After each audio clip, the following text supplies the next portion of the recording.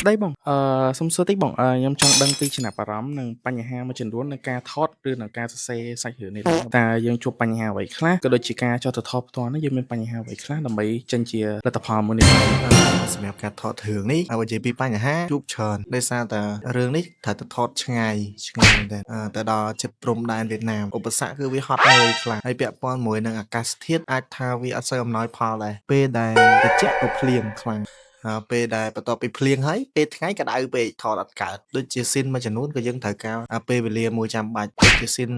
ពេលល្ងាចយើងតែរៀបចំអត់ទាន់វាអាចនឹងថ្ងៃលិចផុតបាត់ជាពិសេសស៊ីនពេលយប់ទៀតយើងពិបាករៀបចំភ្លើងនិយាយទៅផលពិបាកច្រើនអ្វីដែលសំខាន់គឺពួកយើងទាំងអស់គ្នាសុទ្ធតែថ្មីនៅក្នុងវិស័យហ្នឹងហ្មងយើងរីករាយនឹងទទួលយកនៅមតិសម្រាប់កែលម្អព្រោះយើងដឹងថាជាចំណុចចាប់ផ្ដើមរបស់យើងនេះគឺវាអាចនិយាយបានថាយើងព្យាយាមធ្វើអស់ពីសមត្ថភាពហើយតែសង្ឃឹមថាពេលដែលលទ្ធផលចេញទៅអ្នកទាំងអស់គ្នាក៏បើកចិត្តទទួលយកហើយយើងក៏បើកចិត្តនៅក្នុងការទទួលនៅមតិដើម្បីកែលម្អដូចគ្នាអរគុណ